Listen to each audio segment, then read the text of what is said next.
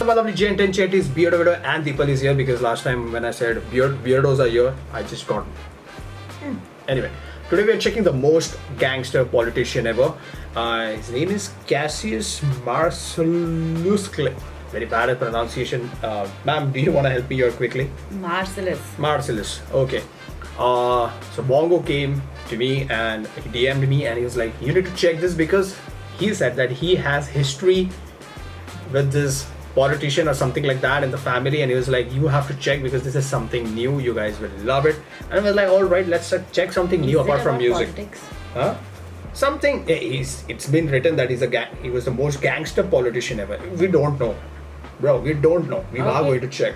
Cool. Yeah, so let's get for surprises, but don't blame me if I say something else because she does not like politics. I know what you're saying. I don't know politics. She does not know politics, but she does it with me. Anyway, please like and subscribe if you're new on this channel, and also please follow me and not deepal.suru. That's her Instagram. Don't follow over there. And now it's a long video, so let's quickly get into this in 3, 2, 1.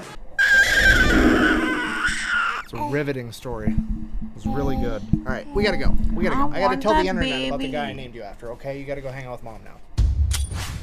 Today we're talking about the most gangster politician in American history, ladies and gentlemen, Cassius Marcellus Clay, aka the Lion of Whitehall. Whitehall being his family home that he grew up in Kentucky as the son of one of the richest slave owners in all of America. While going to college at Yale to become a lawyer, he would attend a speech from a famous abolitionist by the name of William Lloyd Garrison, and that speech would change the entire trajectory of Cassius Clay's life as well as American history. It is at that moment that Cassius Clay decided he was not only going to be quietly opposed to slavery, but that he was actively going to fight against it. He would be set down the path to become the most influential abolitionist of all time. If you don't know, at this point in time, there's basically two different camps you could fall into for being anti-slavery. You could be an abolitionist or an emancipationist. An emancipationist is somebody that wants to vote it out over time over the next 5, 10, 20 years, versus an abolitionist, which is somebody that believes we need to end slavery right now and they're willing to fight about it. And in the case of Cassius Clay, he was willing to fight anyone, anywhere, anytime. You see, Cassius Clay wasn't just some nobody punk kid that went off to college and decided that he didn't like slavery. This was the son of one of the wealthiest slave owners in all of America. So for him to come out and voice anti-slavery views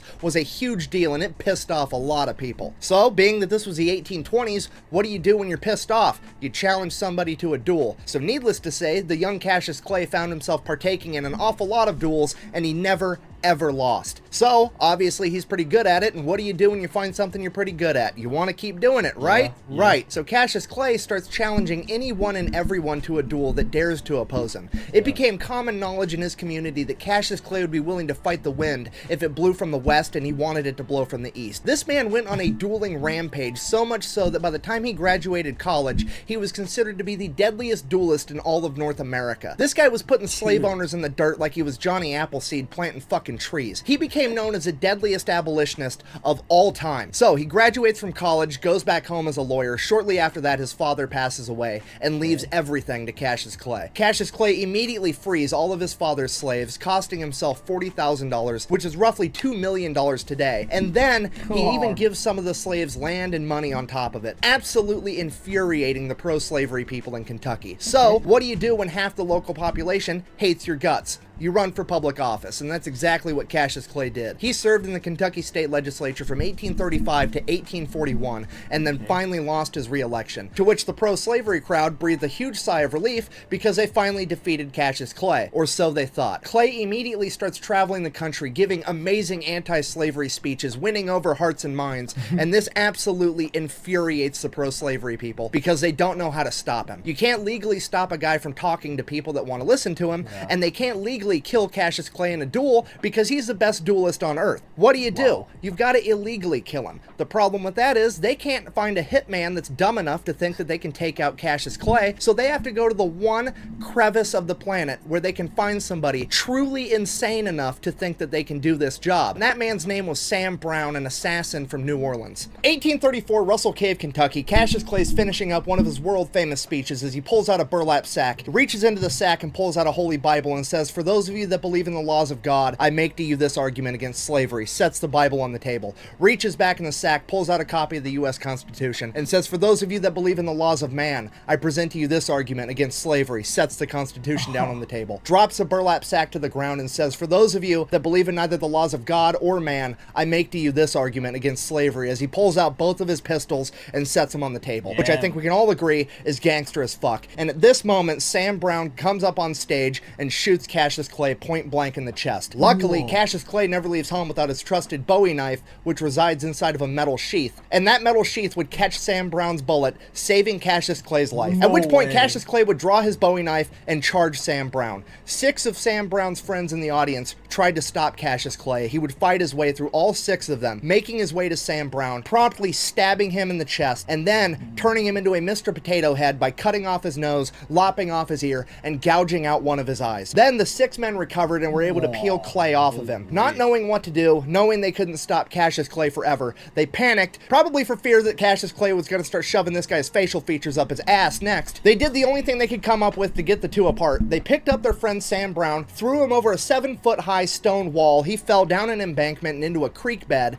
to finally get Cassius Clay away from him. Somehow, Sam Brown survived, but not only was he lucky for that, he was also dumb as fuck, because he then decided to take Cassius Clay to court, because apparently after Cassius Clay stabbed him the first time, they were even on the whole assassination attempt thing, so Cassius Clay should go to prison for mayhem. So Cassius Clay calls upon his older cousin, one of the best lawyers on the planet that had never lost in open court with over 40 years of experience, Henry Clay. Henry Clay goes into court, and his entire defense for his cousin is, and I quote, "Your Honor, this is just standard behavior for a Kentuckian." And the judge is just like, "You're innocent.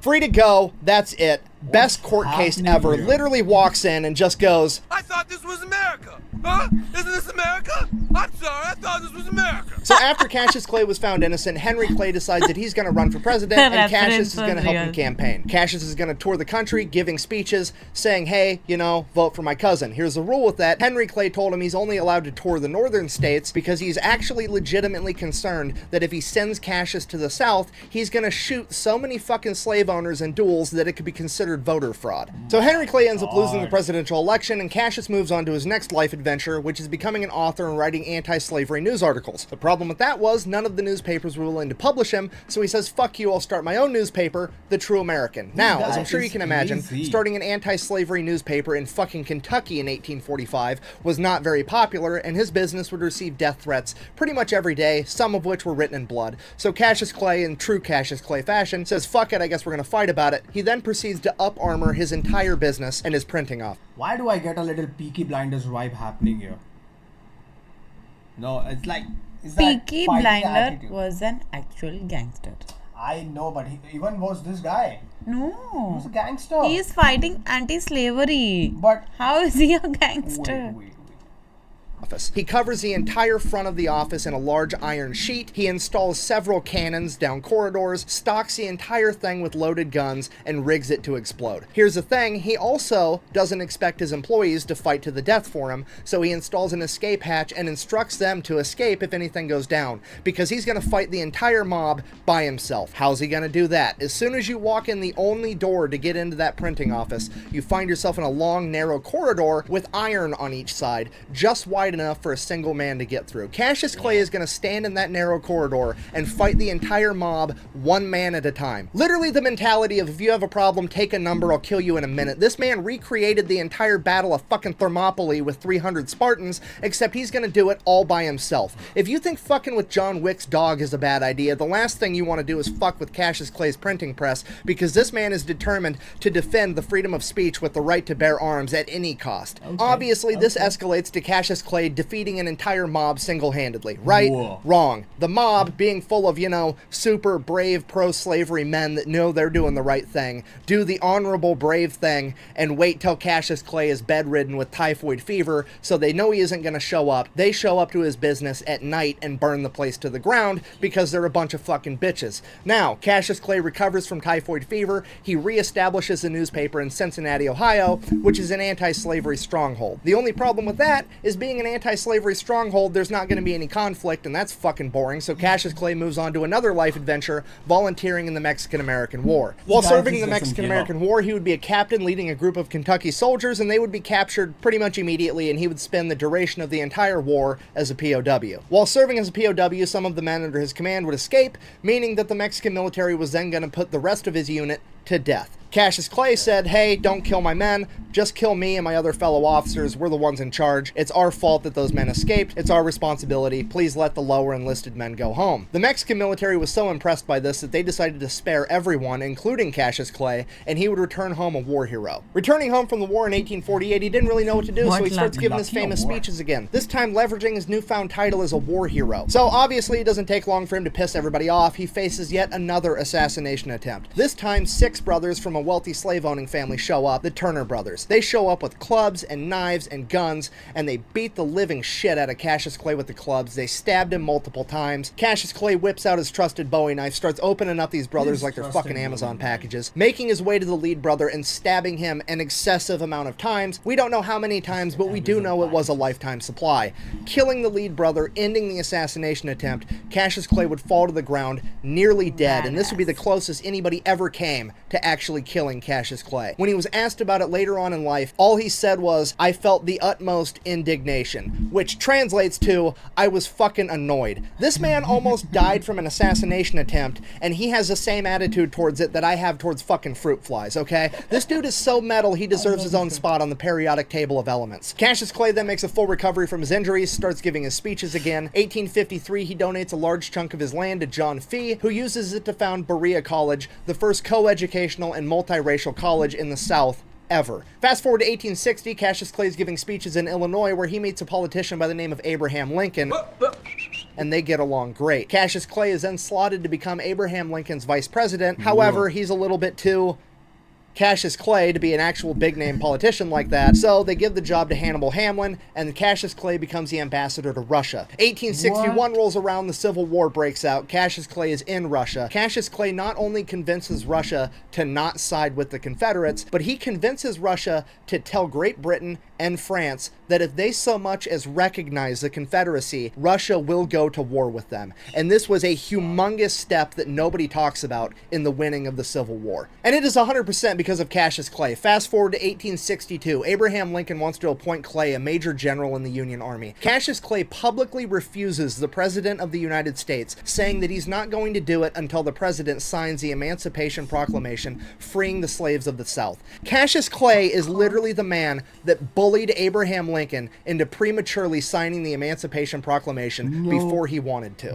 And nobody talks about it. Fast forward again to 1865, the Union wins the Great American Scrimmage, the slaves are freed. Cassius Clay has achieved his lifelong goal at the age of 55, bringing an end to slavery in the United States of America. He then goes back to Russia again to serve as ambassador until 1869, and while he is there, he helps to broker the purchase of Alaska. This man is probably the most influential person in American history that you've never heard of. After returning home from Russia, Cassius Clay would live out the rest of his days in Whitehall until the age of 80 years old, where he would be declared clinically insane, in hindsight most likely due to a severe amount of PTSD, as well as potentially dementia.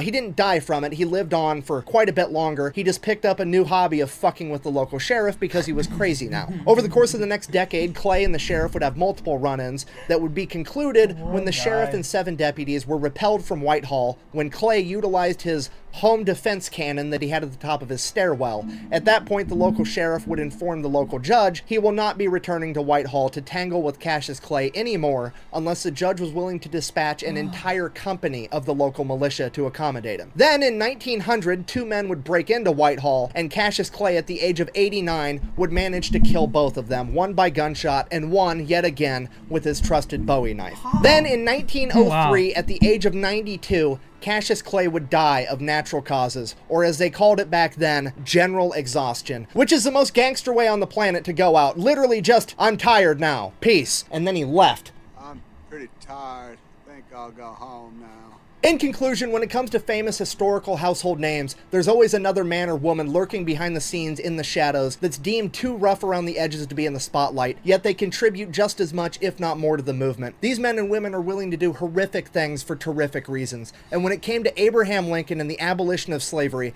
that man's name was Cassius Marcellus Clay, the most gangster politician in American history. Wow. So, ma'am, what do you think about the most gangster politician ever? I mean, this guy just doesn't give up, like... He's like Gandhi, but with violence. Yeah, bro, like, you know where it hit me? Like, this guy doesn't give up, and at the age of 89, he stabs, he kills 2 people, shots one, and then kills with that his knife, lucky knife. Yeah. Like, age of 89, and then he's all done, and then he's still, you know, creating a beef with a sheriff over there. Like, bro, just settle down for a moment. I'm your tits. Yeah, something like that. I mean, But what is wrong with have that? you watched this movie called Maharaj? No, Maharaja. I've seen. No, I've not watched. Maharaj. No. Jaideep Aluwalia's movie. No, I've not watched. So it's based on this character who was a real person. It's Eh. like a biography, and that person, I forgot his name. It's okay, but tell me about it. No, it's important. Okay. But until you remember, we could talk about Mr. Cassius. So this guy Cassius, I mean, so Mongo told me that his family, like very distant family, is connected to this guy. Yeah, that's what. Wow. So We had discussed of how his genes Jadunath are Maharaj. pretty So what? Karsandas. Karsandas Mulji. So this character called Karsandas, not character, this person called Yeah. Karsandas was also a revolutionist, and Oh. how like he managed to single-handedly, and he's also like been into publishing. I think he was against the caste system Okay. in India, and he did similar things, but just that Cassius' name, what's his name? Clay. I call him Clay. Let's call him Clay. It's easy. Clay was even more badass in terms of how he used to like Yeah, bro, like- actually fight it out. You know, like physically and fight also it out. let's give a shout out to the fat electrician, the one who was narrating the story. The way like he has got that humor, the way he's delivering it. Like obviously he was speaking Yeah, fast made and it- all. He made had it that. interesting. Yeah, he made it so interesting. Or else I wouldn't have sat and heard him. But this guy, I mean, I need to check more of this fat electrician because Mongo told me you need to Yeah, check this guy. interesting. It's very interesting. You love his stories. You might want to react more of him. I was like, why not? Let's start with it. So that's why he sent with this. But what? So the reason I was saying Peaky Blinder vibe is Peaky Blinder was a gangster. What I was saying is very similar rage and everything to just get things done and not give up. That attitude gave me a very Peaky Blinder vibe. Also, Peaky Blinder was also back in that 18. I don't know what 1800s. something like that, right? So yeah, I was No, I getting think very much that. 1900s. Peaky Blinders was 1900s. So yeah, I was getting a lot of vibe, that vibe. So but this was fun. But like since he was fighting for good, Yeah, Yeah. he was fighting for good. But it's different. but overall, I loved it. It's like you can say it's a mix of Karsandas and Peaky Blinders. Like Oh, imagine. the motives Yeah. of Karsandas, but the ways of Peaky Blinders. Crazy. Guys, we are very much open to the comment section. Please drop some comments, whatever you know about it. If you want to check us more of something like this. So this is something we are doing for the first time on the channel, like apart from music, something like this, we are reacting on it. So if you love this kind of things, let us know that in the comment section. We'll definitely want to explore more of some stories like that. It was a good story. Yeah, it was a very good story. If you loved it, please like and subscribe to the channel. If you love that we are coming up with these new things. Also, major and big shout out to Mongo that he actually advised us to do this. Very much. Thank you for Yeah. that. And please follow me on Instagram, that is beardovideo79. Please don't But follow don't follow people me. on Instagram, that is people.suru. So please don't do that at all. And now, looking forward for another one. Let's do this in 3, 2, 1, and bye.